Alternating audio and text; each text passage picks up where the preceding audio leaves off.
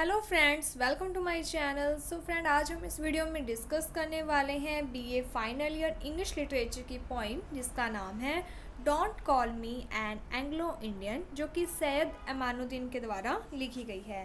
So basically इस poem में जो पोइट है वो ये कहना चाहते हैं कि उन्हें किसी भी एक वर्ड से रिप्रेजेंट ना किया जाए। मीन्स कि वो नहीं चाहते कि उन्हें कोई एंग्लो इंडियन पोइट कहे। वो चाहते हैं कि उन्हें सिर्फ पोइट कहे जो कि किसी भी प्रकार की इमेजनरी से यानी कि अलग नहीं है या फिर किसी भी बंधन में बंधे हुए नहीं हैं। तो यहाँ पर जो पोइट हैं उन्हें ये जो लेबल है जो पोइट्स के ऊपर लगा दिए जाते हैं कि ये इंडियन राइटर्स हैं या ये इंडियन पोइट्स हैं, ये कोई और पोइट्स हैं। तो यहाँ पर जो पोइट है वो नहीं चाहते कि उन्हें भी इस तरीके का लेबल लगाया जाए कि वो एंग्लो इंडियन पोइट हैं। वो चाहते हैं कि उनकी जो पहचान है वो एक पोइट के रूप में हो जो कि पोइम्स लिखते हों। ठीक है, तो यहाँ पर वो नहीं चाहते एंग्लो इंडियन, तो इसीलिए इस पोइम का जो नाम है वो भी क्या लिखा गया है, don't call me an Anglo Indian. So इसकी जो समरी है वो आज हम इस वीडियो में करेंगे। इसके अलावा एक और वीडियो बनाई जाएगी जिसमें इस पोइम के लिए अगर मान लो क्वेश्चन दो तरीके से आते हैं।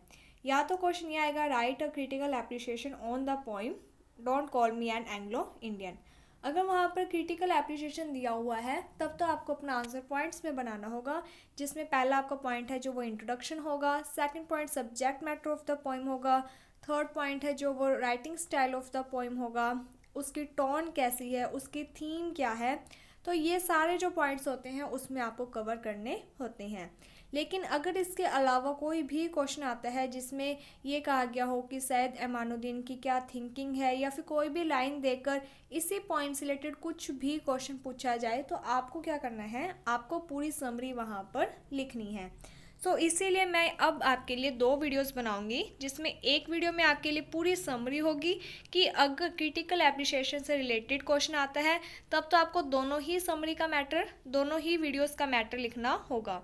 लेकिन अगर उसके अलावा कोई भी क्वेश्चन आता है तो आपको इस वीडियो में जो समरी प्रोवाइड करवाई जा रही है बस आप यही मैटर वहाँ पर लिख सकते हो, क्योंकि जो क्वेश्चन होता है वो नॉर्मल सी बात है कि लेंथ में ही आता है, यानी कि लॉन्ग क्वेश्चन आते हैं, तो उसमें आपको पूरी समरी ही लिखनी होगी। सो स्टार्ट करते हैं।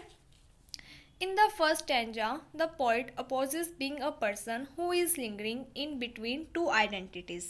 तो यहाँ पर जो पोइट है उन्होंने क्या है, उन लोगों का विरोध किया है जो कि दो आइडेंटिटीज़ में हैं। ठीक है, जैसे कि अब यहाँ पर पोइट को एंग्लो इंडियन कहा जाता है, तो यहाँ पर भी पोइट की क्या है कि दो पहचान बनाई जा रही है, एक एंग्लो और दूसरा इंडियन। पोइट का जो जन्म है वो तो इंडिया में हुआ है, लेकिन बाद में पोइट इंडिया से बाहर रहने लग गए थे इंग्लैंड में। इसी कारण यहाँ पर पोइट को एंग्लो इंडियन कहा जाता है, लेकिन पोइट को ये बिल्कुल भी पसंद नहीं है। He considers such hyphenated terms invalid, null and obscure. तो यहाँ पर जो पोइट है वो ये जो वर्ड है, ठीक है, एंग्लो इंडियन, दो वर्ड्स को जोड़कर जो एक वर्ड बनाया गया है, इस टर्म को जो पोइट है वो इनवैलिड कहते हैं, नल कहते हैं, यानी कि ये बेकार का वर्ड है, इसका कोई भी मीन्स नहीं है।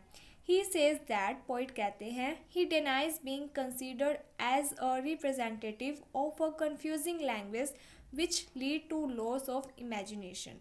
तो यहाँ पर जो पोइट है वो इस वर्ड को मानने से डिनाई यानी कि मना कर देते हैं कि मैं इस प्रकार की कंफ्यूजिंग लैंग्वेज का रिप्रेजेंटेटिव प्रतिनिधि नहीं बनना चाहता हूँ, जो कि लीड करता है कहाँ पर, लॉस ऑफ इमेजिनेशन। यानी कि पोइट है जो वो नहीं चाहते कि अगर वो एंग्लो इंडियन है तो वो उसी से रिलेटेड पोइम्स लिखें। पोइट कहते हैं कि मैं एक पोइट हूँ और मुझे जो भी पसंद आएगा मैं वो सभी बातों से रिलेटेड पॉइंट्स लिखूंगा, मैं किसी एक बंधन में रहकर उन्हीं से रिलेटेड पॉइंट्स वगैरह नहीं लिखता हूँ, इसीलिए मुझे कोई भी लेबल मत दो। What ever the poet call him, तो जो पोइट है वो कहते हैं what ever the people call him, sorry, तो वो कहते हैं कि लोग उन्हें कुछ भी कहें, इज़ नथिंग, इसका कोई भी मीनिंग नहीं है, बट एन अबोरेटिव अफेयर। ये जो भी बातें हैं ये सभी क्या है, निष्फल है, अनरिजल्ट, यानी कि कोई भी मीन्स नहीं है इनके इन वर्ड्स से। बिकॉज ही नोज, क्योंकि उन्हें पता है, इट इज़ नॉट हिम, कि वो नहीं है, what ever that the common public name him, जो भी कॉमन पब्लिक उन्हें कहती है वो वैसे नहीं है। अगर कोई लोग उन्हें एंग्लो इंडियन कहती है तो पोइट कहते हैं कि मैं वैसा पोइट नहीं हूँ, ठीक है, मैं सिर्फ एंग्लो इंडियन जिस तरीके से पोइट्स लिखते हैं मैं उस तरीके से नहीं लिखता हूँ, मैं तो इस पूरे वर्ल्ड के अकॉर्डिंग लिखता हूँ, इसीलिए मुझे इस प्रकार के लेबल्स की कोई ज़रूरत नहीं है। In the second stanza, the poet denounces and damns all the labels that he has got regarding his origin and identity. तो यहाँ पर जो पोइट है उन्होंने क्या है, उन सभी लेबल्स की निंदा की है, डिनाउंस किया है, जो भी उन्हें मिलते हैं लेबल्स उनके ओरिजिन से, उनकी पहचान से, कि उनका जन्म कहाँ हुआ है, उनकी क्या पहचान है, तो ये जो लेबल्स पोइट पर लगाए जाते हैं पोइट इनकी निंदा करते हैं। And all the label makers who call themselves valid to categorize him because as for him, इसके साथ ही जो पोइट है उन्होंने क्या है कि लेबल के साथ साथ जो लेबल लगाते हैं उनका भी विरोध किया है, जो ये कहते हैं कि हम वैलिड हैं कैटेगराइज करने के लिए कि कौन इंडियन है, कौन इंग्लैंड के पोइट्स हैं, कौन एंग्लो इंडियन पोइट्स हैं। Those label makers are none other than an unlighted soul. तो यहाँ पर जो पॉइंट है वो कहते हैं कि ये जो लेबल मेकर हैं ये कुछ भी नहीं है, ये सिर्फ अज्ञान, ठीक है, अनलाइटेड का मीन्स होता है जिसको नॉलेज नहीं होती है, तो बस ये वही लोग हैं with prejudice and unstable mind, कि ये पूर्वाग्रही हैं, रूढ़िवादी हैं और इनका जो माइंड है वो भी स्टेबल नहीं है, ये बस लोगों के ऊपर लेबल लगाना ही जानते हैं।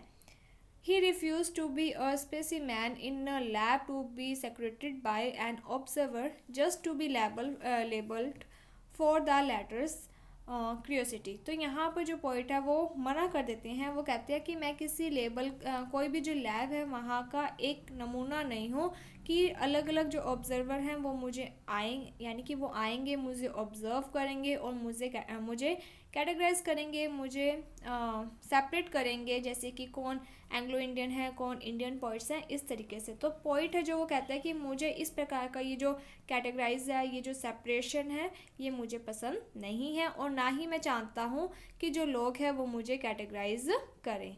इसके बाद आगे हैं इन द थर्ड स्टैंजा में द पोइट इज डाउटफुल, और पोइट को डाउट होता है वाई दे, कि क्यों वे कौन है, द लेबल मेकर्स। तो पोइट कहते हैं कि क्यों ये जो लेबल मेकर्स है कॉल हिम इंडो एंग्लियन, कि ये मुझे क्यों कहते हैं कि मैं इंडो एंग्लियन हूँ, because as for his memory, कि मेरी यादों के कारण, still he has the essence of his childhood in him, कि उसका जो बचपन है वो कहाँ पर, इंडिया में बीता है और वहाँ की बहुत सारी जो मेमोरी है वो पोइट के माइंड में है, जिसके बेस पर पोइट बहुत सारी पोइट्रीज वगैरह भी लिखते हैं। तो पोइट सोचते हैं कि क्या इन बातों के कारण वो मुझे एंडो इंग्लियन कहते हैं। He states this with reference to the geographical connection he had in his childhood। तो वो कहते हैं कि मेरा जियोग्राफिकल कनेक्शन, यानी कि मेरा जो जन्म है वो भले ही वहाँ पर हुआ हो, मेरा जो चाइल्डहुड है वो वहाँ पर बीता हुआ है।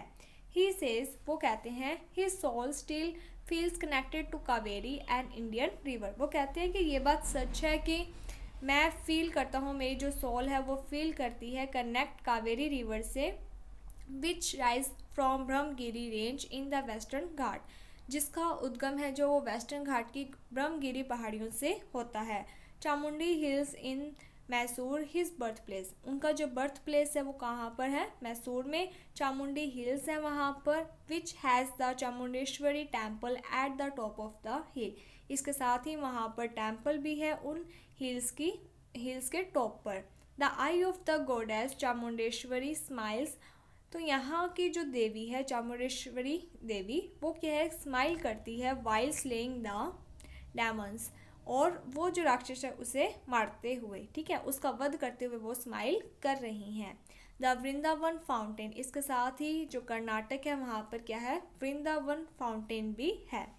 Also so he claims that, इसके साथ ही वो कहते हैं he can not be called in Indo Anglian, कि वो नहीं चाहते कि उन्हें कोई भी इंडो एंग्लियन कहे, as if he is an Indian only by birth, क्योंकि उनका जो जन्म है वो इंडिया में हुआ है। Because he justifies he also feels Indian, इसके साथ ही वो कहते हैं कि मैं इंडियन खुद को फील भी करता हूँ, इसलिए सिर्फ मैं इंडियन नहीं हूँ कि मेरा वहाँ पर जन्म हुआ है, बल्कि वहाँ की जो मेरी यादें हैं मैं उससे एक डीप कनेक्शन रखता हूँ, इसलिए भी मैं इंडियन हूँ। इन द फोर्थ स्टैंजा में पोइट कहते हैं, he says that just because he feels Indian, कि अगर वो अपने आप को इंडियन फील करते हैं, he does not wish to be confined with his childhood and identity, तो वो नहीं चाहते कि उन्हें बस उनकी जो बचपन की ये जो चाइल्डहुड वहाँ पर जो बीता है, उनकी ये जो पहचान है कि उनका जन्म वहाँ पर हुआ है, इसके बेस पर उन्हें सीमित कर दिया जाए।